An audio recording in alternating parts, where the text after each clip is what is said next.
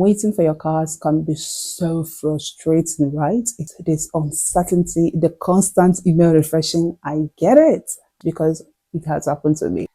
Hi, welcome to the channel. If this is the first time on my channel, hello, welcome. My name is Ogoma. So in this video, I'm going to show you 10 things you need to do while waiting for your CAS. But instead of just waiting, why not use this time wisely to make your study abroad journey smoother? Let's dive in. Disclaimer, I am not an immigration expert. Everything I am sharing is based on my personal experience. But immigration experts advice, I would suggest you look up for immigration experts, someone who can just direct you, give you better advice on how to go on or how to carry on your relocation process. Somebody that will direct you and give you all the heads up, everything you need to know about relocation process and everything. That being said, let's dive into this video. First thing, you should understand the CAS process. Of course, you already know that it takes time for your CAS to come out. Yes, it depends on school anyway. During that process of waiting for your CAS, you know what the university does. Most universities verify your documents, tuition fees, and visa compliance before issuing it. Some delays are normal, but you can track your CAS status by checking your emails or contacting your university's international office. In a situation where you feel like and you see that it's taking more than required or more than usual, you can as well send email to schools for them just to remind them. Just keep on sending email until they respond to you. During my own time, it's actually delayed. Yes, I didn't receive my CAS on time, but what I did was to keep sending email every time. If they respond, and if the response didn't come with my CAS, next day I will still send email. Following day I will still send email. That was what I continued doing until they sent my CAS. Because you know why? Most times there are some universities that normally have high influx of students, or they may have much applications that particular session. So sometimes it takes time for them to process test students' application. They may have thousands of applications on their table, and all of these things could just add to the delay. We're all human, and they are human beings, and they are working on applications, so many applications. So you need to as well contact them either by mail or by dialing their number to the particular office. So this is number one step I have for you. Now the next step, you should prepare your documents for visa. While waiting for your CAS, you don't just sit and wait until they release your CAS, and then before then you start preparing your documents for visa. No, immediately you receive your CAS, the next thing to do is just to apply for your visa, and before you know, you're on your way to your school. So instead of delaying in preparing your visa, your documents and everything, I feel the best thing and to do also is just get your visa documents ready, because already you know that yes, you are making this travel. So long as you're an international student, of course you need a visa to travel, right? For me, I come from Nigeria, and before you travel to the UK, you need your visa. And one of the ways to get your visa is to what? There are many documents you need to submit, yes, before they can process your visa. So while waiting for your CAS, just get your visa documents ready. This will definitely help you. Now is the perfect time to get all your visa documents ready. Make sure your passport is valid, your bank statements meet financial requirements, and if needed, get your TB test done. Trust me, certain days early saves you last minute stress. I remembered before I even got my CAS, we've already done our TB test. We did our TB test. We did it quite on time, yes, because I already know that yes, this is definitely going to work. In fact, I was already at that stage of waiting for my CAS, so we had to go for our TB test. TB certificate, its validity period is 6 months. Yes, if I'm not mistaken, it's 6 months. So if you are going for your TB test, just make sure that it will not expire before they give you your visa.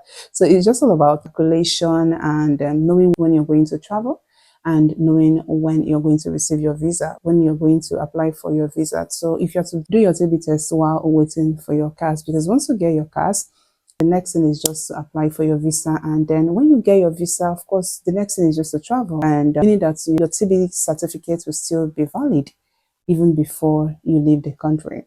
Research and budget for your stay. If you are planning on traveling as an international student, please try as much as you can to put something in your pocket. Try as much as you can to keep some money aside, because this will help you greatly when you enter the country. Because definitely, take for example, I come from Nigeria, our currency is naira and UK is pound. So I can't come into this country with just naira. I can't even make use of it. So what I did, for me, I changed some, right?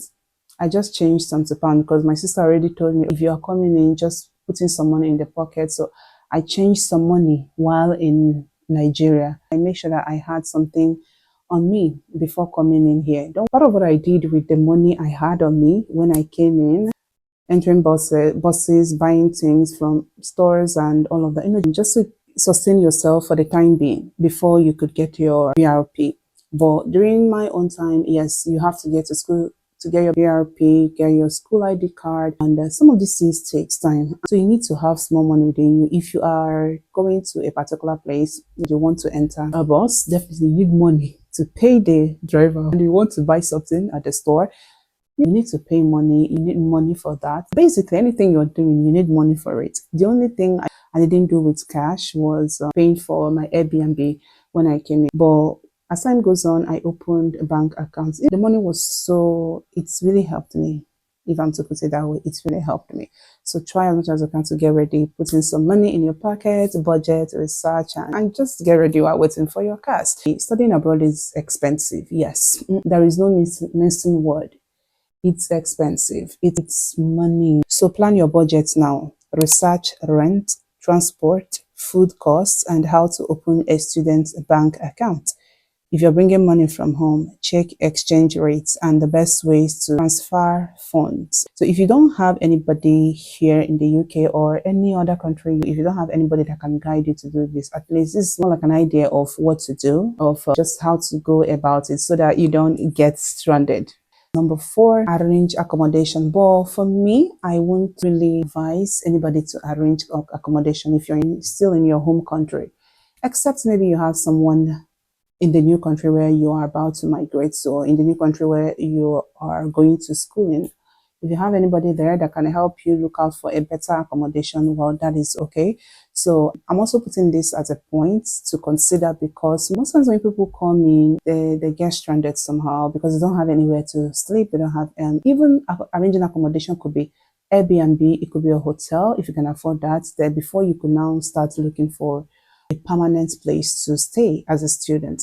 So if you have anybody here who can help you just go for viewing or help you book online, we use booking.com to book for our Airbnb. I mean, like the very first place we stay, because the first time I entered this country, first of all, we stayed in a hotel before we could get an Airbnb. So it all depends. And my sister helped me book a hotel where we stayed. And then from there, we moved to an Airbnb. Then from an Airbnb, I started looking for a permanent accommodation where I am staying now. I won't advise you, if you're in Nigeria and you don't have anybody here that will help you book an accommodation, I won't advise you to book for a permanent accommodation, because you might not like it when you come in. So it's preferable if you could just arrange for an Airbnb. Then when you come in, Airbnb, I think the least they could take, I think it's just 2 days. I don't know if they are still accepting a day pay, but even if it's just 2 days and you come to the Airbnb, you liked it, you can still pay for the remaining days you're going to stay there. But if you don't like it, you can move to another Airbnb. But in the meantime, this is where you're just going to lay your head, so you don't get stranded. And considering the weather is always cold, well, depending on the time you came, the season you came, if you come towards that fourth quarter of the year, October, November, like me, I came during November, and I came in November. That was during winter, and everywhere the weather was so cold.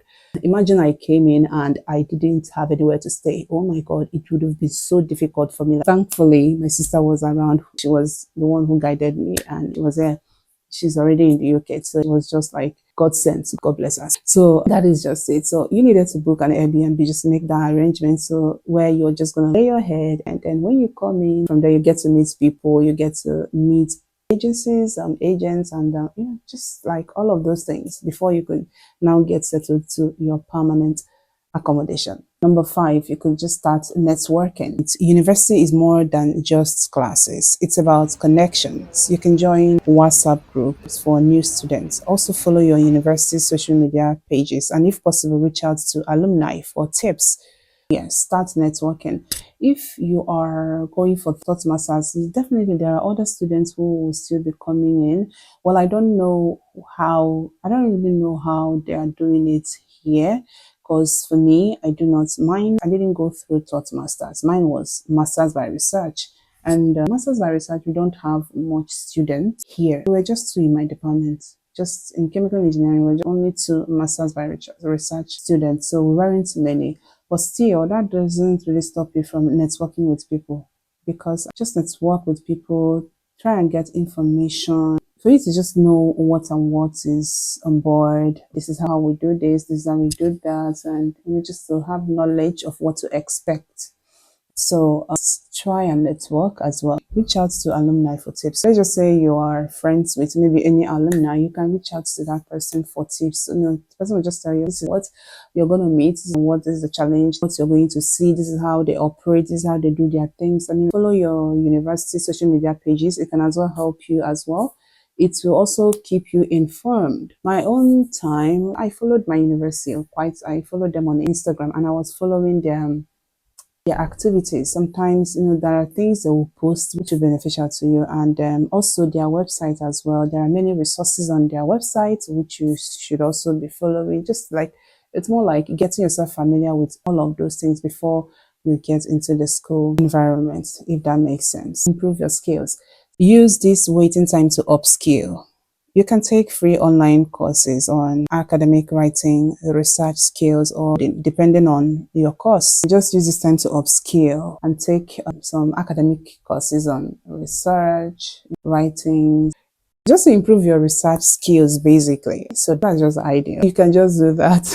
I remembered when I was waiting for my CAS, but that didn't even start when I was waiting for my CAS. I think it started when I was about to apply for the course which I am studying now. And before you could apply this course, I said it in my previous video, you definitely need to write a proposal. And I did all of that research. I did all of that, how to write, winning proposal and all of that. So in that period of waiting for your CAS as well, you can just use that free time to upgrade your writing skills, just all around. And is no knowledge is a waste. It will definitely help you out.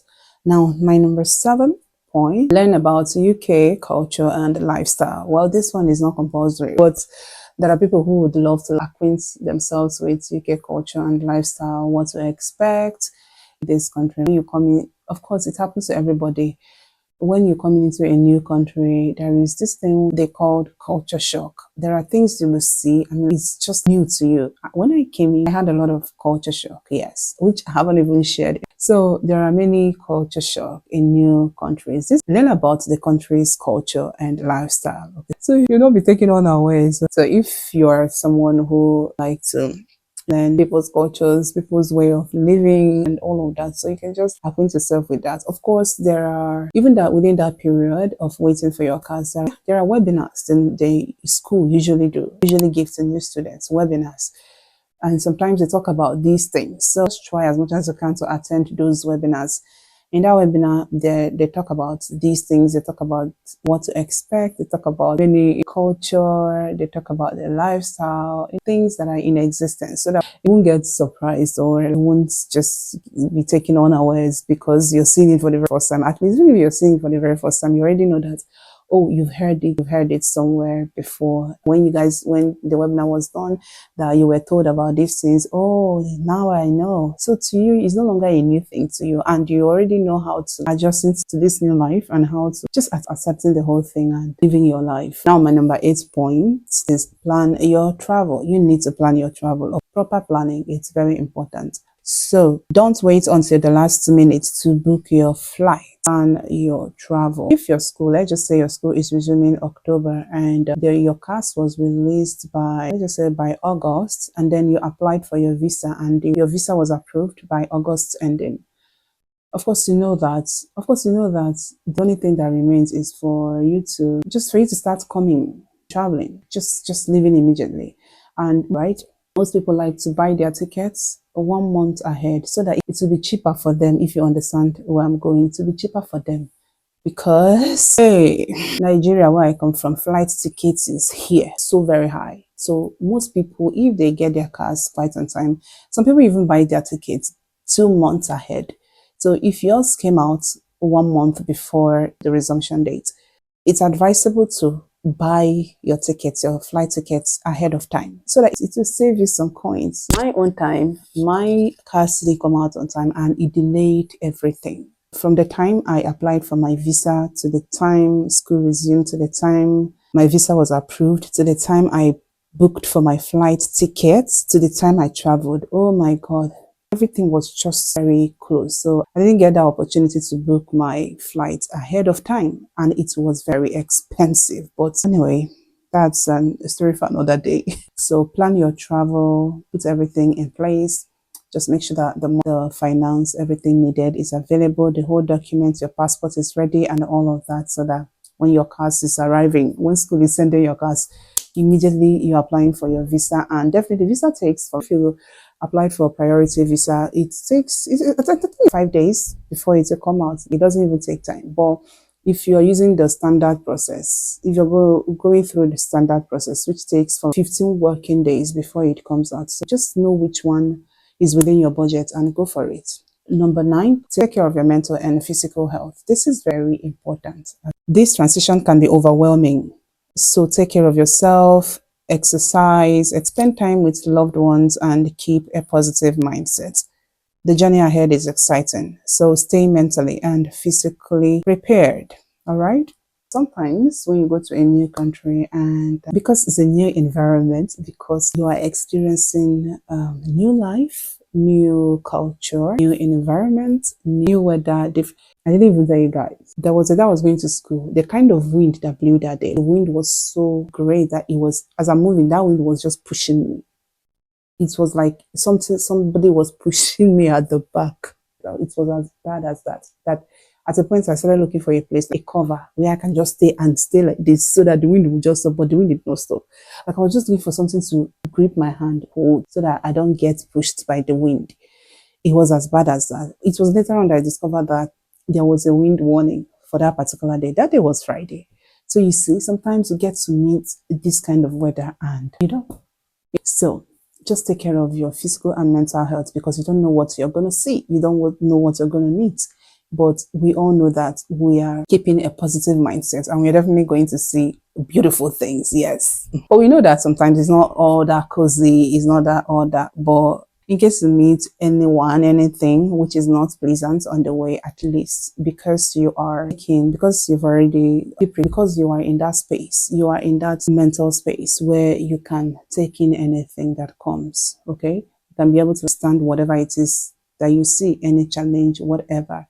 So it's quite important to take care of your physical and mental health. All right. Now, the last point I want to list here, our very last point, which is number 10, that's a side hustle or save money. Let's just call it save money. You know what you could do to save some money, because money is, see this? Hey God, you will need it when you. So all we are saying is just to have enough cash with you. You know what you can do to just save off some coin. Start a side hustle or save money.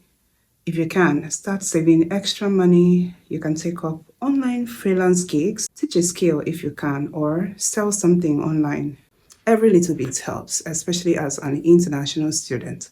This brings me to the end of this video, but before I leave, I'm going to end on this note. While waiting for your CAS, make the most of this time.